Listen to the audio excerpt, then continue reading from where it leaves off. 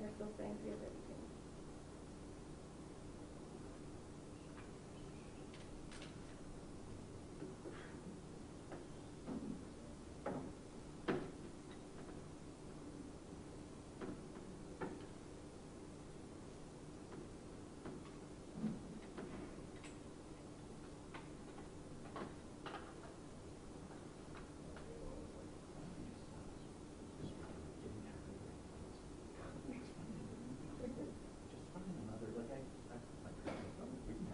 Right. The other people were like, yeah. Like, could you like the one day I'm like, I can hear it. Well, I know. I actually.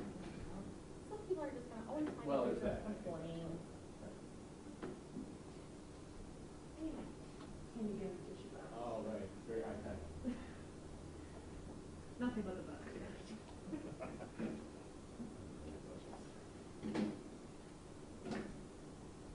That's right. What? Oh, nice. Great. The garbage can has gone away.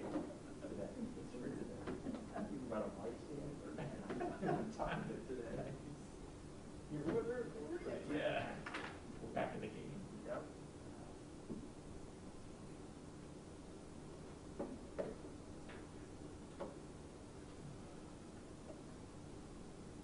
So do I have to take anything?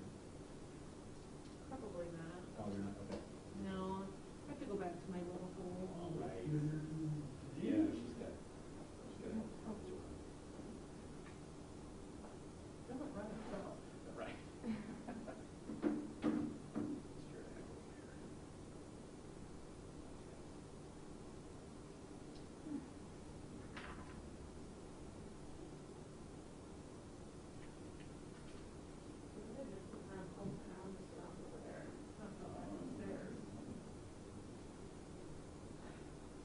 Someone was like, oh my gosh, the screen's black. Which is always so weird that the network, because it's so like, so bizarre. You're in the live stream. Yeah. Like my computer will like turn off, but like it's still recording because I can still see it because I'm watching it. Like I'll watch it from my phone and make sure. I don't know why. Because I've even changed I've even double checked my settings to make sure it doesn't go to sleep. I don't know. It is.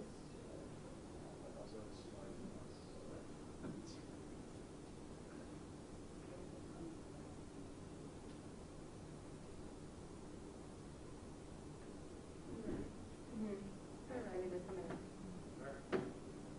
Is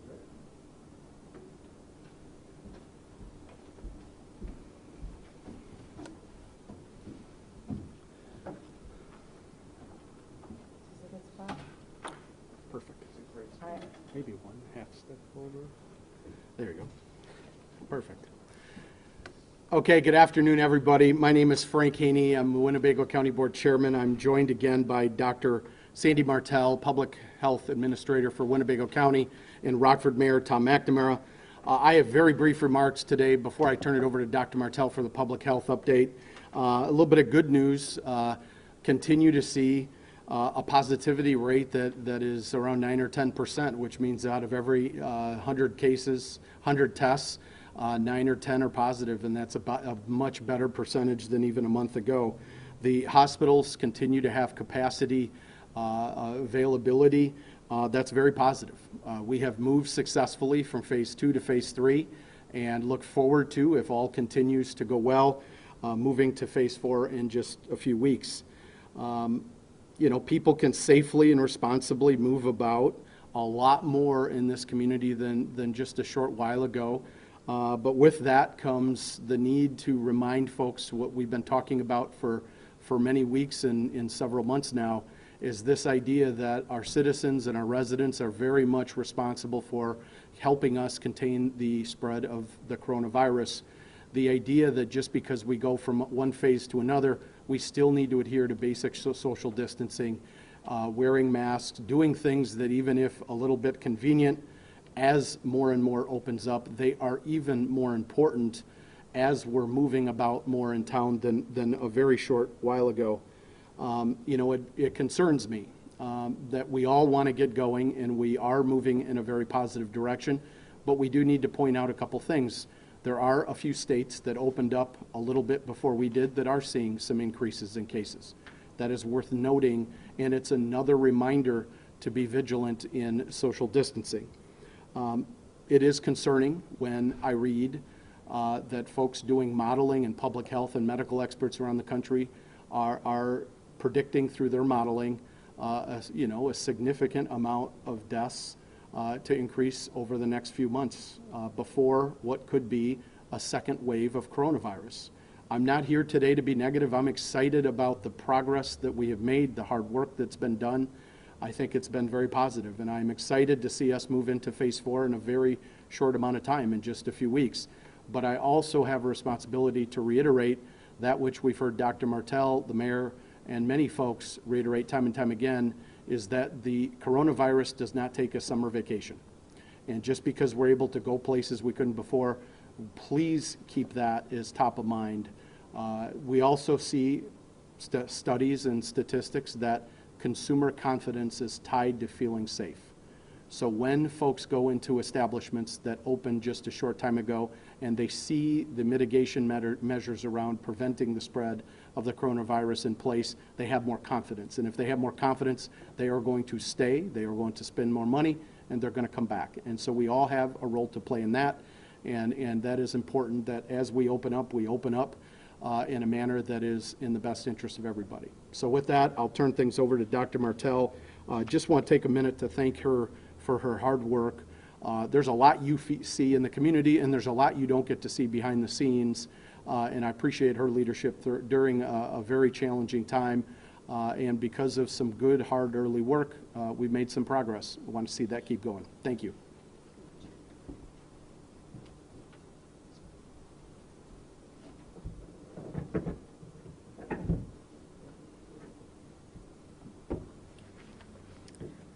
Good afternoon. Thank you, Chairman Haney. I want to provide some clarification regarding a recent ordinance that was proposed at the Winnebago County Board. It was an amendment to the Winnebago County Code of Ordinances dealing with Chapter 50, which addresses food establishments only. It does not address other sectors of business such as retail establishments, sports venues, personal care services, landscaping, any of that. It simply addresses food establishment. The intent was to provide an additional tool for compliance when working with food establishments outside the closure process. This typically happens, we currently have this authority. It includes education, rechecks, and re-inspections. If an establishment does not comply, then their permit is suspended, resulting in a closure. When a permit is suspended, the establishment operator can request a hearing, initially with the health department, environmental health management team, to review the reasons for the closure, refute them, and discuss mitigations. If violations continue, then closure is pursued. There was an understanding when the health department saw the executive orders and the restrictions and changes that were required for our food establishments that this was our most complex business. It has been and will continue to be within our community. And we wanted to provide another option simply than a public health closure. Be clear, the Winnebago County Health Department has had the authority to enforce orders issued by the Illinois Department of Public Health through its delegation as a certified local health department under administrative code. This includes closure with a court petition filed within 48 hours. Since we have always had the authority, there was no attempt to gain additional authority, but to use the same authority we already had, but to give us another tool with food establishments in the way of a permit and a hearing process. Amendments are first considered by the Winnebago County Board of Health before advancing to the Winnebago County Board before consideration. So this was discussed and determined that this was a route that we wanted to pursue.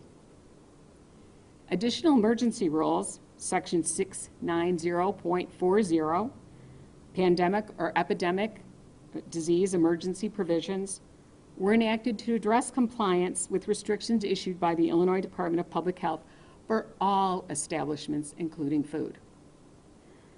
But I want to be clear that we did not attempt, nor did we ask for authority that we did not already have. What we wanted to do was put another tool in place rather than a closure, was to look at food permit process in hearings that we currently did, which were called in-house hearings that were done, so that then we could work with the mitigation process rather than a closure and a court process. Since the start of this, I want to be clear that we have not closed any facility or establishment. So whether it was food, personal care, we have not issued closure orders.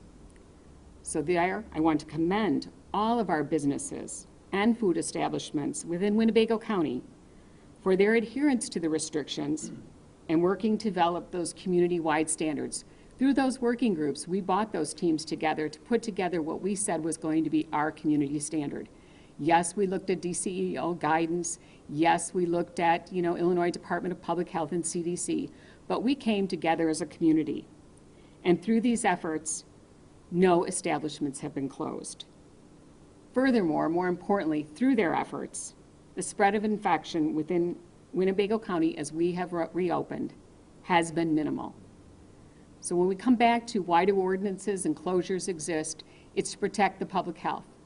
We've had that authority. I've had that authority as the public health administrator, but through the compliance and cooperation of my local community, I have not had to use that authority in a way that negatively impacts them. So I want to applaud them for that. So as we continue through this process, we continue to develop guidance. We currently are working with townships who are going to be having their annual meetings in July. And so we have now put guidance together because they have to have approval from the local health department to move forward. And so we have provided that with an ability for them to carry out their business as part of a democracy. So we appreciate the work that they've been doing. Banquet Facilities are looking forward to our next open date in June here as they begin to get some of those groups together, and how can we make banquet facilities and larger celebrations possible within our community. Funerals and cemeteries. We are also working on family visitation for congregate settings. I know that that has been one of the more difficult and more trying parts of this whole pandemic, is the social isolation of those living in our congregate settings. But as the workers get out more, we need to be able to make those visitations possible in the safest mechanism we can. You may have heard we worked with Rockford Rivets and their baseball with the plan to hopefully reopen with crowds. I'm going to say crowd with a managed group, so that we can again return to some of our summer fun pastimes. And racetrack driving at Rockford Speedway. These are all things that are part of our summer environment that we want to be able to bring back in a way that's thoughtful, that establishes our community standard, and does not result in a closure. So finalized guidance for any of these is available on our website at www.wchd.org. We also put links to any other guidance, whether it's from the Illinois State Board of Education, whether it's from the DCEO, or from the Illinois High School Athletics Association. So again, when we begin to put all those together, we want to make sure that those links are out there. So I want to thank again those partners. It's through us developing a community standard that says we stand together, that we're all in this. We know it's been rough, we know it's been difficult, but we're getting to the end of that light at the tunnel where we can see the next phase clearly in our view. And we want to get there, and we are en route to get there. I want to remind everyone we have employment opportunities. Contact tracers at Winnebago County Health Department.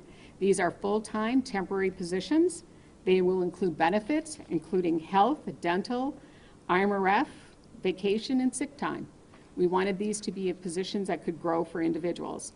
Examples include disease investigators, disease investigator coordinators, supervisors, epidemiologists, resource coordinators, and communication specialists. All of these will need to help us to identify, as cases are identified in different settings, how do we quickly begin that process of making sure we isolate, quarantine, and test additional contacts. For the job information, you can visit wincoil.us. All the jobs are posted through the Winnebago County Human Resource site.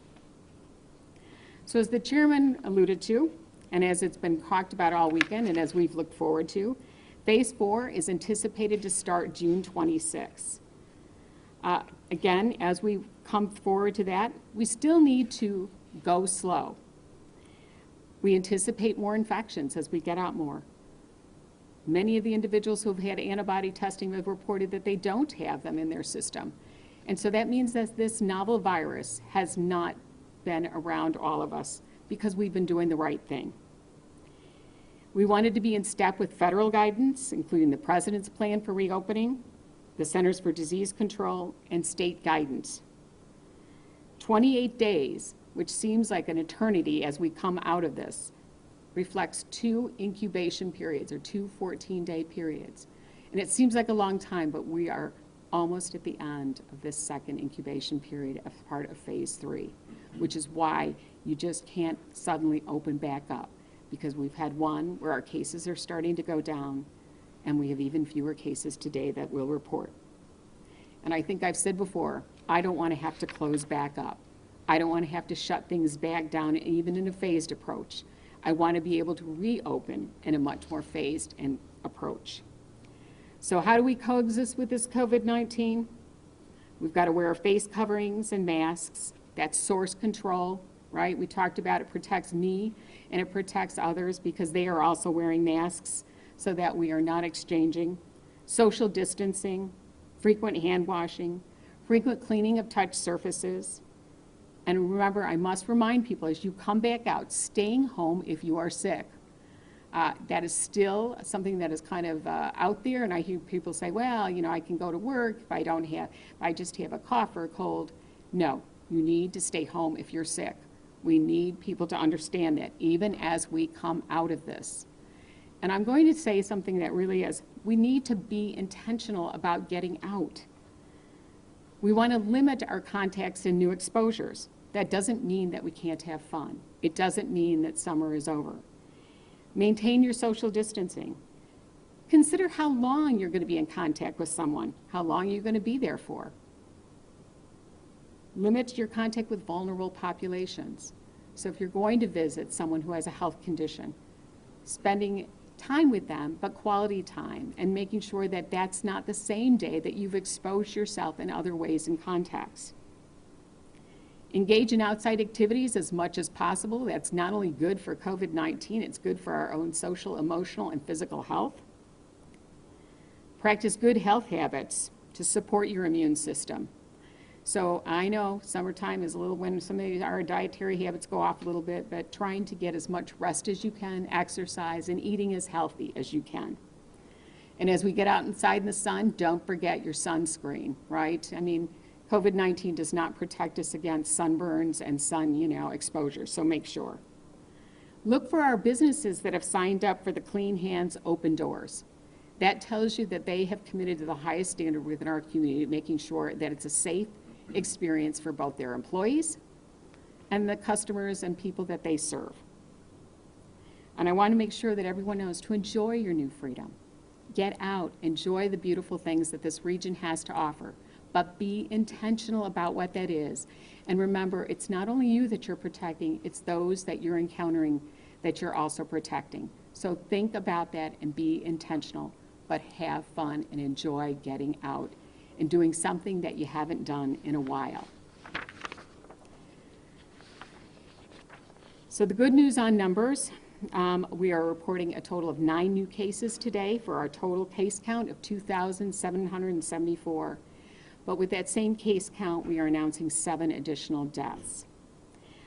4 were associated with a long-term facility, and they were ages 71 to 95. And once again, as we look forward to our newfound freedom of getting out some more, we mourn and grieve the loss of our community residents that have contributed to the building of this community. And we mourn with their families. So as you take some time out today, as you think about what's the one thing you'd like to do, please keep in mind those families that are grieving and mourning their losses.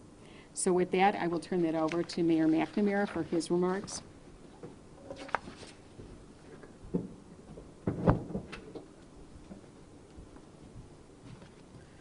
Thank you, Chairman Haney and Dr. Martell. As Chairman Haney said, COVID doesn't take the summer off as many of our students do during summertime from school. And stark reminders with the information that Dr. Martell just provided us. Now that's making it, I believe, 9 deaths since last Monday. And nearly 200 new cases. So with those stark reminders, we look across the state of Illinois and we look across the country, and we're seeing states that have opened up more aggressively back in May. They're starting to see more spikes in their cases. They're seeing an increased pressure on their hospital systems. They're definitely a cause for concern. But the news is better here in Illinois. We are seeing our case counts begin to flatten. We are seeing fewer and fewer deaths, except for today, tragically.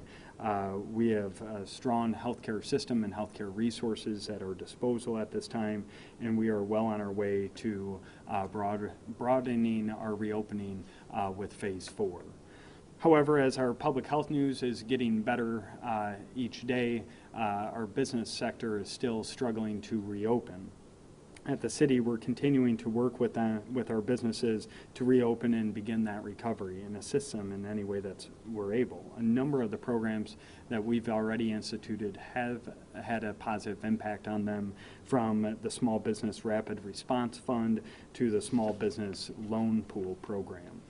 Today is the first day we'll be accepting applications for our round 3 of Community Development Block Grant Microenterprise Business Program Fund, and that round 3 will begin from today through Friday taking application. This program's emphasis is on helping low and moderate income businesses with 5 or fewer employees that are especially struggling due to COVID-19. We've had already more than 50 applications, and just some stats behind those 50 applications: 70% of them are minority-owned businesses, and 49% are women-owned businesses. We're expanding the criteria in this third round, as we have each round. This third round's applications will take anyone who has a business in the city of Rockford. This includes folks who have businesses in the city of Rockford but may live in a surrounding community. If you want to find more information about this microenterprise program, please take a look at the City of Rockford's website, which is rockfordil.gov. You can also reach out to Jonathan Bell, who is the city's Economic Development and Diversity Procurement Coordinator, and his phone number is 779-348-7449, and that's Jonathan Bell, our Diversity Procurement Coordinator, and the phone number is 779-348-7449.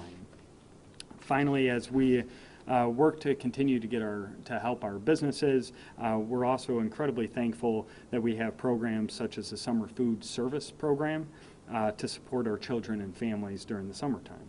This is a program of the Community Action Agency of Winnebago and Boone counties and is run by the City of Rockford's Human Services Department.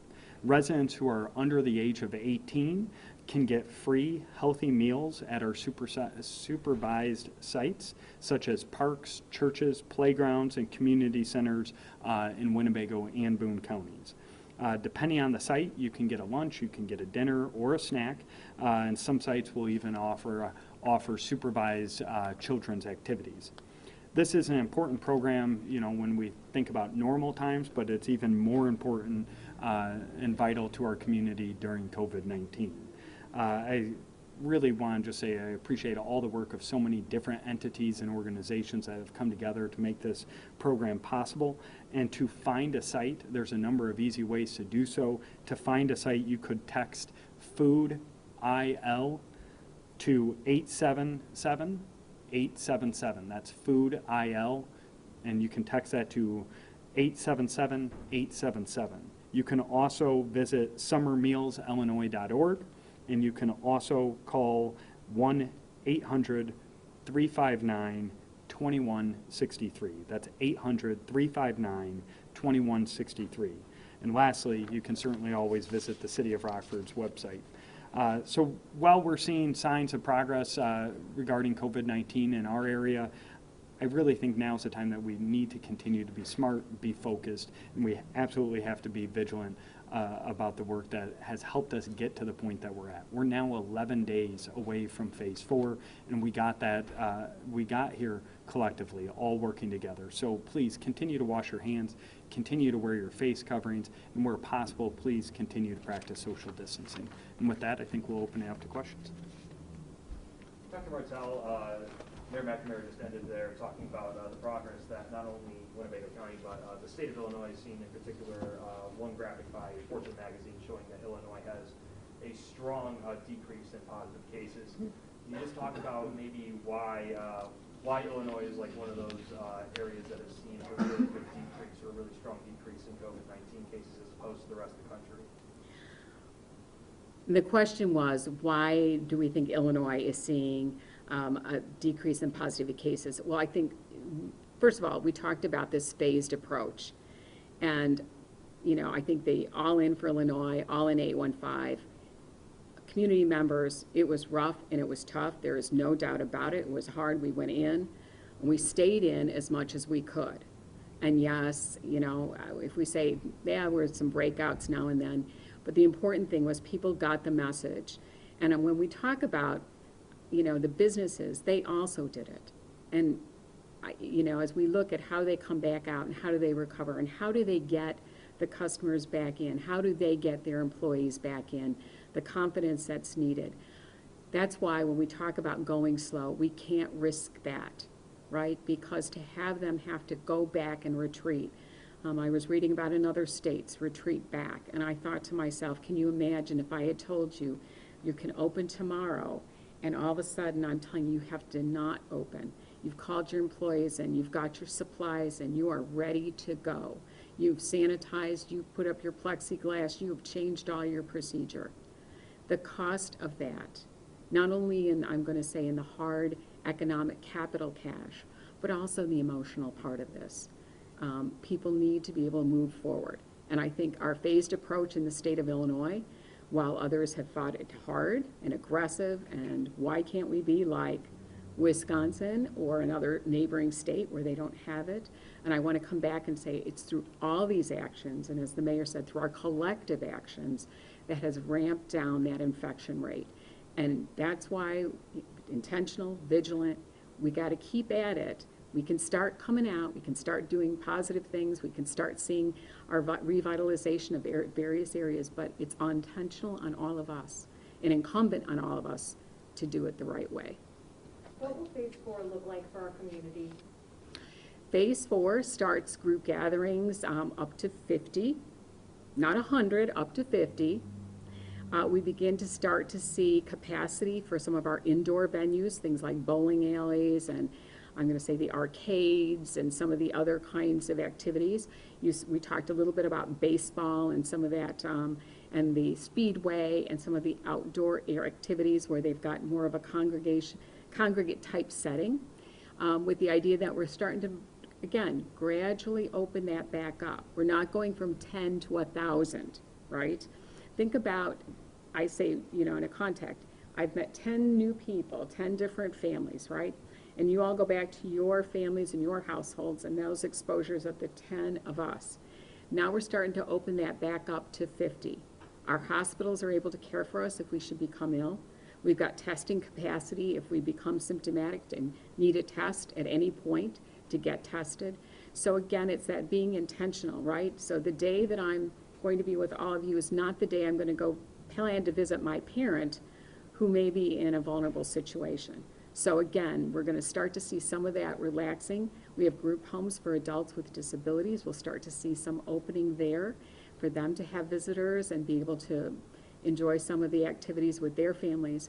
But you'll see that gradual return for more of the child care and the daycare setting is what is also. Now we've also started that process, so it'll be just, again, an expansion of an existent process with the idea how is this going to look like for the fall in the school? Returning to school. And I have a follow-up. Is there anything that could potentially happen in the next 11 days that would prevent us to get to that point, or are we pretty much on track at this point? We are on track.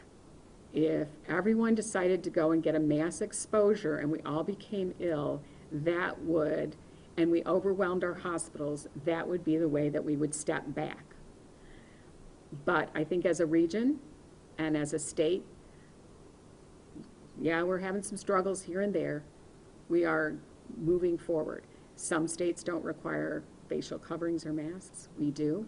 And even though people are saying, well, I can't or I don't want to, most people are. They've figured out how to avoid that particular scenario when you don't want to be engaged with it. But the most important thing is to continue to do what we've been doing and still get out and begin to enjoy some of those new activities and things that we have not been able to do in our other phases. I kind of mentioned this with phase 4, and you mentioned that just by nature of, more exposure, we will see likely some sort of rise in cases. Mm-hmm. Is there any number or any baseline that we should be concerned about if we start seeing that rise in cases? Well, the state has specific metrics, so if we're not seeing a decline in our total number of cases or total positivity rate, again, we had sudden spikes where we began, and again, not only that, we're looking at, when we talk about hospitals, remember initially at the beginning of this, we talked about 20% of people maybe needing hospitalization. Our number was more like 11%. So if the percent of people requiring hospital care started to increase, the severity of the illness increased, that would be another concern for us. So it's not just one metric of simply number of infections, and unfortunately not even just number of deaths, right? One death is one too many. We'll put that right out there. But it's all of those metrics together. The number of cases, how sick are they, how much care do they require? And I've said before, even with exposures, the businesses are concerned about their workforce. I mean, we're all part of a workforce, and so we want to make sure our workforce is able to come and serve the customers and the clients that are part of our business line. So again, kind of being intentional about the exposures. We bring in mass transit back online and to its full capacities, things like that. I think we have to be, again, intentional is the word I'm going to use, because we are going to be in this phase 4, and I know people have said, how quickly is phase 4 going to move? And again, optimism regarding a vaccine that will protect us. But again, everyone has to agree that they're going to get the vaccination. Any questions? Thank you. Have a great day. Enjoy it.